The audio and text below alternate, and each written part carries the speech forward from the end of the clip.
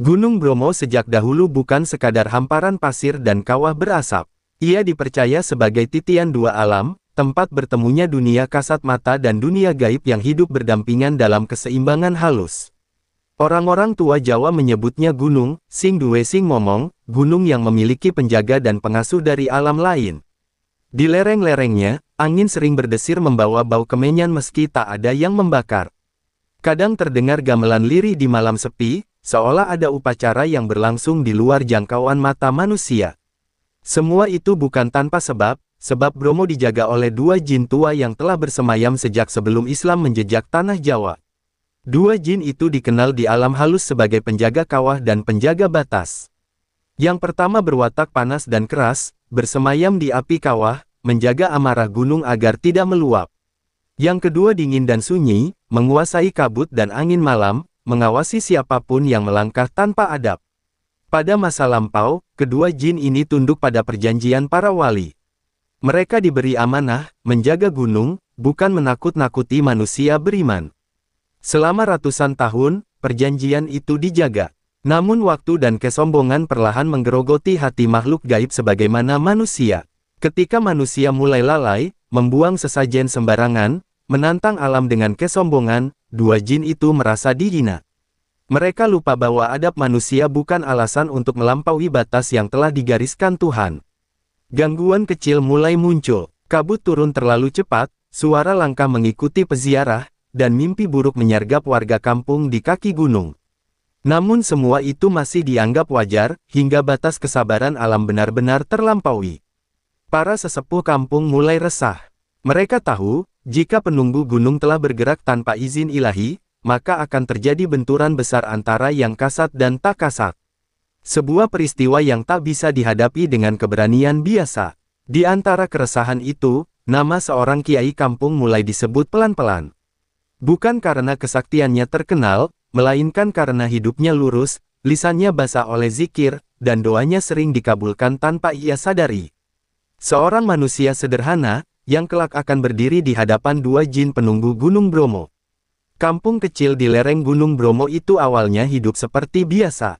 Pagi diisi suara ayam dan denting alat tani, malam diselimuti doa-doa lirih dari rumah-rumah kayu. Namun perlahan, ketenangan itu berubah menjadi rasa was-was yang tak terucap. Gangguan pertama datang dari ternak. Kambing dan sapi warga sering ditemukan lemas, matanya kosong seolah melihat sesuatu yang tak bisa diceritakan. Ada pula yang hilang tanpa jejak, hanya menyisakan bau tanah basah dan bekas tapak samar yang tak menyerupai kaki manusia. Malam hari menjadi waktu paling menakutkan. Angin turun dari arah kawah membawa suara seperti napas berat. Beberapa warga mendengar panggilan menyerupai suara kerabat mereka, padahal saat ditengok, tak ada siapapun di luar rumah. Anak-anak mulai sering menangis tanpa sebab menjelang maghrib. Mereka menunjuk ke sudut rumah atau ke arah gunung, seolah melihat bayangan yang tak bisa dijelaskan. Para ibu hanya bisa memeluk sambil membaca ayat kursi dengan suara gemetar. Puncak gangguan terjadi ketika seorang pemuda kerasukan saat pulang dari ladang. Tubuhnya bergetar hebat, suaranya berubah berat dan asing. Ia berbicara tentang api dan kabut, tentang gunung yang murka karena merasa tak lagi dihormati. Para sesepuh kampung segera berkumpul di rumah kepala dusun. Mereka sadar ini bukan gangguan biasa. Dalam tradisi Jawa, tanda-tanda seperti ini menunjukkan bahwa penunggu alam telah melampaui batas perjanjian lama. Beberapa menyarankan mengadakan ritual adat, yang lain mengusulkan sesajen besar. Namun seorang sesepuh tua, menggeleng pelan. Dengan suara berat ia berkata, "Iki wis dudu wewenange adat. Iki wis melebu perkara iman." Nama Kiai Hasan kembali disebut. Seorang kiai kampung yang jarang menampakkan diri, namun dikenal selalu bangun sebelum fajar untuk salat dan zikir. Dalam kegelisahan itu, warga sepakat, hanya doa orang yang dekat dengan Gusti Allah yang mampu menenangkan gunung dan menegur dua jin penunggunya. Kiai Hasan tinggal di sebuah rumah kayu sederhana di ujung kampung, tak jauh dari surau kecil yang ia rawat sendiri. Hidupnya bersahaja, pakaiannya sederhana, dan tutur katanya lembut. Tak banyak yang tahu tentang laku batinnya, sebab ia lebih memilih diam daripada menampakkan kelebihan. Saat para sesepuh datang menyampaikan keresahan kampung, Kiai Hasan hanya menunduk lama. Matanya terpejam, bibirnya bergerak pelan membaca zikir. Ia seolah mendengarkan sesuatu yang tak terdengar oleh siapapun selain dirinya. Dengan suara rendah ia berkata, "Gunung iku dudu nesu marang manungsa. Sing nesu iku sing rumangsa duwe kuwasa." Kalimat itu membuat suasana hening. Para sesepuh saling pandang, menyadari bahwa sang kiai telah memahami akar persoalan sebelum mereka menjelaskan panjang lebar. Malam itu juga, Kiai Hasan meminta izin untuk bertirakat. Ia memilih berdiam diri di surau, mematikan lampu, hanya ditemani cahaya rembulan dan bau tanah basah dari arah gunung. Tak ada kemenyan, tak ada jimat, hanya Al-Quran, tasbih, dan sajadah lusuh. Di sepertiga malam, angin tiba-tiba berhenti. Sunyi menyelimuti kampung, seolah alam menahan napas. Kiai Hasan sujud lama, hingga air matanya membasahi sajadah. Dalam keheningan itu, tabir antara dua alam mulai menipis. Dalam tidurnya yang setengah sadar, ia melihat bayangan gunung diselimuti api dan kabut. Dua sosok besar berdiri di sana, menatapnya dengan mata penuh kesombongan. Salah satunya tertawa, suaranya menggema seperti longsoran pasir. Namun dalam mimpi itu pula, Kiai Hasan mendengar suara lain, tenang dan berwibawa, mengingatkannya pada perjanjian lama para wali. Bahwa bumi Jawa dijaga bukan oleh kesaktian, melainkan oleh adab dan tauhid. Ia terbangun menjelang fajar dengan dada terasa berat namun hati mantap. Kiai Hasan tahu, apa yang dihadapinya bukan sekadar gangguan jin, melainkan ujian iman bagi manusia dan makhluk gaib yang telah lupa diri. Usai salat subuh, ia berdiri menghadap Gunung Bromo. Dengan suara lirih namun penuh keyakinan, ia berkata, "Yen pancen kudu ketemu, mugo Gusti Allah sing nuntun. Aku mung abdin." Sejak saat itu, takdir pertemuan besar mulai bergerak mendekat. Sejak fajar menyingsing, Kiai Hasan merasakan perubahan halus di udara kampung. Angin berhembus pelan membawa bau belerang yang samar, seolah Gunung Bromo sedang berbisik pada orang-orang yang peka. Hatinya tenang, namun langkah-langkah takdir terasa kian dekat. Sepanjang hari, Kiai Hasan memilih berpuasa dan memperbanyak zikir. Ia menolak jamuan makan warga dengan senyum tipis, sebab batinnya tengah bersiap menghadapi sesuatu yang tak terlihat. Dalam tradisi Jawa, ini disebut ngempet hawa, menahan diri agar hati tetap bening. Menjelang sore, tanda-tanda gaib mulai jelas. Burung-burung turun lebih awal ke sarang, dan langit memerah lebih lama dari biasanya. Beberapa warga melihat kabut tipis bergerak melawan arah angin, seakan ada kehendak lain yang mengaturnya. Saat maghrib tiba, Kiai Hasan duduk bersila di surau, membaca wirid dengan nada rendah namun teratur. Setiap lafaznya memantul ke sudut-sudut ruangan, menembus dinding bambu, lalu mengalir ke alam yang lebih luas. Malam pun turun dengan sunyi yang tak biasa. Dalam keheningan itu, bisikan gaib mulai terdengar, bukan di telinga, melainkan di relung hati.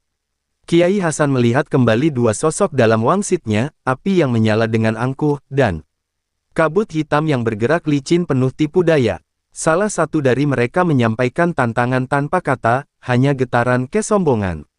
Mereka merasa wilayah Bromo adalah kerajaan yang tak bisa disentuh manusia, apalagi oleh seorang kiai kampung yang tak membawa pusaka apapun. Namun Kiai Hasan menjawab dengan zikir yang kian dalam. Ia tahu, dalam ajaran para wali, makhluk gaib hanya tunduk pada kalam ilahi, bukan pada ancaman atau adu kesaktian. Doanya mengalir, mengingatkan kembali perjanjian lama yang telah dilupakan. Menjelang tengah malam, Kiai Hasan mendapat kepastian batin. Pertemuan tak bisa dihindari. Tempatnya telah ditentukan, batas kawah, tempat api dan angin saling bersua. Dengan menghela napas panjang, ia bersiap menyambut malam yang akan menentukan nasib dua jin penunggu Gunung Bromo. Malam itu, Gunung Bromo tampak lebih gelap dari biasanya. Asap kawah membumbung pelan, membentuk bayangan-bayangan aneh di bawah cahaya bulan. Di batas antara api dan kabut, dua jin penunggu mulai menampakkan wujud aslinya, merasa saat pembuktian telah tiba. Jin pertama muncul dari kawah dengan cahaya merah menyala. Tubuhnya tinggi menjulang, seperti terbuat dari bara dan pasir panas. Setiap langkahnya membuat tanah bergetar, seolah gunung tunduk pada kehadirannya. Dalam benaknya, manusia hanyalah makhluk rapuh yang mudah ditakuti. Jin kedua menyusul dari arah lereng, wujudnya berupa kabut pekat yang berputar-putar. Suaranya terdengar dari berbagai arah sekaligus, licin dan penuh ejekan. Ia ahli menanamkan rasa takut dan kebimbangan, senjata yang selama ini membuat manusia tunduk tanpa perlawanan. Mereka tertawa ketika mengetahui yang datang hanyalah seorang kiai kampung. Tanpa pusaka, tanpa raja, tanpa iringan ritual adat. Bagi mereka, ini adalah penghinaan, atau hiburan sebelum menunjukkan kuasa mereka. Kowe mung manungsa cilik, getar suara itu menggema di udara. Api meninggi, angin mengamuk. Mereka ingin melihat sejauh mana keberanian seorang manusia bertahan di hadapan makhluk yang telah hidup ratusan tahun. Namun Kiai Hasan berdiri tenang. Sarungnya berkibar tertiup angin panas, sorban putihnya tetap melekat di kepala. Tangannya menggenggam tasbih kayu tua, bibirnya tak berhenti melafalkan asma Allah dengan keyakinan penuh. Kesombongan dua jin itu kian memuncak. Mereka menampakkan kilasan kekuatan, api membakar pasir tanpa bekas, kabut menelan cahaya bulan. Mereka ingin mengguncang iman sang kiai sebelum pertempuran dimulai. Tanpa mengangkat suara, Kiai Hasan berkata pelan, "Aku ora teka kanggo ngelawan. Aku teka kanggo ngelingke." Kata-kata itu menusuk alam gaib, sebab peringatan lebih ditakuti daripada ancaman. Malam kian pekat, kesombongan dua jin dan ketenangan sang kiai kini berhadap-hadapan. Benturan tak lagi bisa dihindari, dan alam bersiap menyaksikan peristiwa yang akan mengubah keseimbangan Gunung Bromo. Angin tiba-tiba berputar kencang di batas kawah, membawa pasir dan abu berterbangan seperti hujan jarum. Langit menggelap, bulan tertutup kabut hitam, seolah alam menutup mata untuk menyaksikan benturan dua kekuatan yang tak seimbang secara kasat mata, namun setara di hadapan kehendak ilahi. Jin api mengaum, menghempaskan panas yang membuat tanah merekah. Jin kabut berkelindan, menyusup ke sela-sela kesadaran, berusaha menanamkan rasa gentar dalam hati manusia. Inilah cara lama mereka menundukkan siapapun yang berani mendekat tanpa izin. Namun Kiai Hasan tak bergeming. Ia memejamkan mata, lalu mengangkat zikirnya perlahan. Setiap lafaz la ilaha illallah mengalir seperti aliran air jernih, menembus panas dan kabut, menenangkan tanah yang berguncang. Ketika jin api melemparkan semburan panas, Kiai Hasan bersujud. Kepalanya menyentuh tanah Bromo, seolah mengembalikan segala kuasa hanya kepada Sang Pencipta. Api itu melemah, seperti bara yang kehilangan udara. Jin kabut mencoba cara lain. Ia memunculkan bayangan ketakutan, suara tangisan, wujud-wujud menyeramkan, dan gambaran kematian. Namun sang kiai tetap tenggelam dalam ayat-ayat Al-Quran, membiarkan cahaya iman mengusir tipu daya. Benturan itu bukan adu tenaga, melainkan adu niat. Dua jin bertarung dengan kesombongan dan wilayah, sementara Kiai Hasan berdiri dengan ketundukan dan tauhid. Perlahan, alam gaib mulai condong kepada yang lurus. Pasir berhenti beterbangan, angin melambat. Getaran gunung mereda. Dua jin merasakan sesuatu yang tak pernah mereka alami selama ratusan tahun, kelemahan yang lahir bukan dari kekuatan lain, melainkan dari kebenaran yang tak bisa dilawan. Dalam hening yang tersisa, suara zikir Kiai Hasan terdengar jelas, menggema ke relung kawah. Malam itu, kesaktian mulai runtuh, dan dua jin penunggu Gunung Bromo sadar bahwa mereka tengah berhadapan bukan dengan manusia biasa, melainkan hamba yang sepenuhnya berserah kepada Tuhan. Zikir Kiai Hasan semakin dalam, suaranya tak lagi terdengar sebagai bunyi, melainkan getaran yang merambat ke setiap penjuru kawah.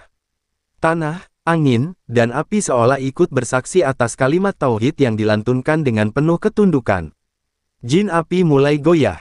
Cahaya merah yang menyelubungi tubuhnya meredup, panasnya tak lagi menyengat. Retakan di tanah perlahan menutup, seakan gunung menolak kesombongan yang selama ini dipaksakan padanya. Jin kabut pun kehilangan kendali. Wujudnya tak lagi utuh, berpisah-pisah seperti asap yang terhembus angin. Suara ejekannya berubah menjadi desahan tertahan, penuh kegelisahan yang tak bisa disembunyikan. Mereka mencoba mengingat masa lalu, saat para wali masih sering hadir di tanah Jawa. Saat perjanjian suci diikrarkan, bahwa penjaga gunung wajib melindungi, bukan mengintimidasi manusia. Ingatan itu kini terasa seperti belenggu yang mengikat kesaktian mereka sendiri. Kiai Hasan membuka mata, tatapannya tenang, tanpa amarah. Dengan suara pelan ia berkata, "Kowe kalah dudu merga aku. Kowe kalah merga wis ado saka amanah."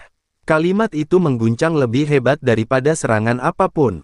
Untuk pertama kalinya, dua jin penunggu merasakan takut, bukan pada manusia, melainkan pada keadilan ilahi. Mereka sadar, kesaktian yang tidak disandarkan pada kebenaran hanyalah ilusi yang suatu saat pasti runtuh. Api padam, kabut menipis. Alam kembali seimbang. Yang tersisa hanyalah dua makhluk gaib yang tersungkur, kehilangan kesombongan yang selama ratusan tahun mereka banggakan. Di hadapan mereka, Kiai Hasan tetap berdiri bersahaja. Tanpa mengangkat tangan atau suara, ia menunggu keputusan langit. Malam itu menjadi saksi, bahwa kekuatan sejati bukan milik yang berkuasa, melainkan milik yang tunduk. Keheningan menyelimuti batas kawah. Dua jin penunggu yang tadi menjulang penuh angkara kini tertunduk, wujud mereka mengecil seperti bayangan yang kehilangan sumber cahaya. Alam seakan menunggu satu kalimat terakhir yang akan menentukan nasib mereka. Jin api lebih dulu angkat suara, kini tak lagi menggelegar. Getarnya lirih, syarat penyesalan. Ia mengakui bahwa amarahnya telah melampaui batas amanah, membiarkan kesombongan menutupi perjanjian lama yang diikrarkan di hadapan para wali. Jin kabut menyusul, suaranya terputus-putus seperti napas yang tertahan. Ia mengakui tipu daya yang selama ini dipakai untuk menakut-nakuti manusia beriman. Kabut yang dulu menjadi senjatanya kini terasa berat, menekan dirinya sendiri. Mereka bersujud bukan kepada Kiai Hasan, melainkan kepada kebenaran yang ia bawa. Sujud itu bukan ritual, melainkan pengakuan bahwa kekuasaan sejati hanya milik Gusti Allah. Gunung seolah menghela napas panjang, menerima pengakuan itu dengan diam. Kiai Hasan melangkah setapak ke depan. Dengan suara tenang ia mengingatkan, penjaga ora oleh lali marang sing ngutus. Yen amanah dikhianati, wewenang bakal dicabut. Kata-katanya lembut, namun mengikat seperti hukum alam. Saat itu pula, cahaya tipis turun seperti embun fajar. Bukan cahaya menyilaukan, melainkan ketenangan yang meresap. Dua jin merasakan ikatan lama terlepas, tanda bahwa kuasa menjaga gunung telah dicabut dari mereka. Wujud jin api meredup hingga tinggal bara kecil yang kemudian padam. Jin kabut menipis, larut bersama angin pagi yang mulai berhembus. Tak ada teriakan, tak ada perlawanan, hanya kejatuhan yang sunyi dan penuh makna. Kiai Hasan menunduk, membaca doa penutup. Ia tidak merasa menang, sebab yang tumbang bukan musuh, melainkan kesombongan. Gunung Bromo kembali berdiri sebagai amanah, menunggu penjaga baru yang ditetapkan oleh kehendak ilahi.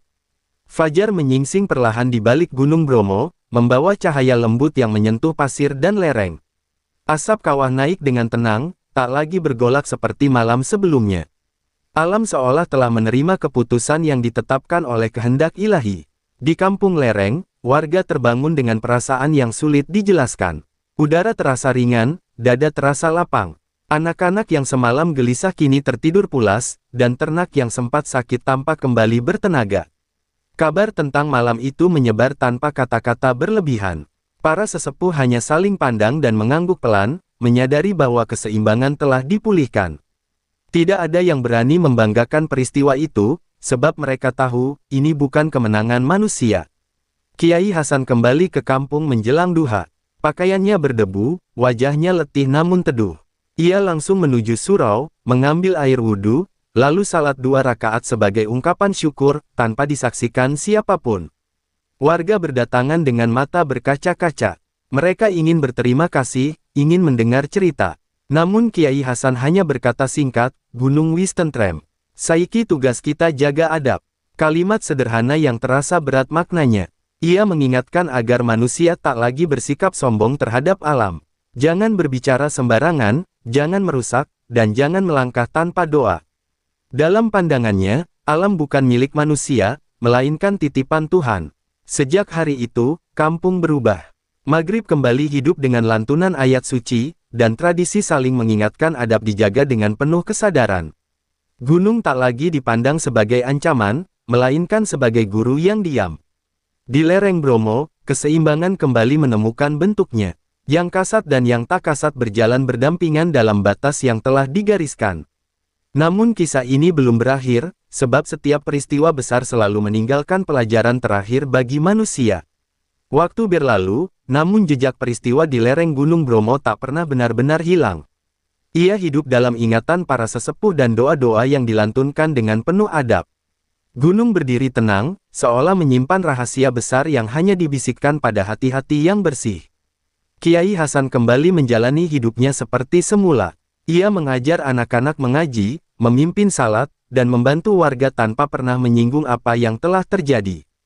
Baginya, tugas seorang hamba selesai ketika amanah ditunaikan, bukan ketika dipuji. Warga kampung belajar satu hal penting, bahwa kekuatan tak selalu datang dari yang besar dan menakutkan. Justru ketundukan, kesabaran, dan iman yang luruslah yang mampu menundukkan kesombongan, baik pada diri manusia maupun makhluk gaib. Gunung Bromo pun kembali dihormati bukan dengan rasa takut, melainkan dengan adab. Setiap langkah menuju lerengnya diawali doa, setiap kata dijaga, dan setiap niat diluruskan. Tradisi lama bertemu iman, saling menguatkan tanpa saling meniadakan. Sesekali, saat malam sunyi dan angin turun perlahan, sebagian orang mengaku merasakan ketenangan yang berbeda. Bukan lagi bayangan menakutkan, melainkan rasa dijaga. Seolah gunung telah kembali pada fitrahnya sebagai amanah Tuhan. Para sesepuh sering berkata kepada generasi muda, "Sing tumbang dudu jin, nanging kesombongan."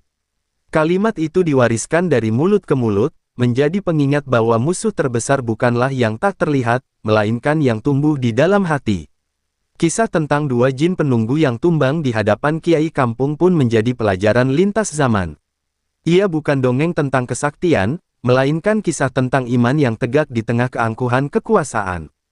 Dan selama manusia masih mau menjaga adab, Gunung Bromo akan tetap berdiri sebagai saksi bisu, bahwa di tanah Jawa, kekuatan sejati selalu berpihak pada mereka yang tunduk kepada Gusti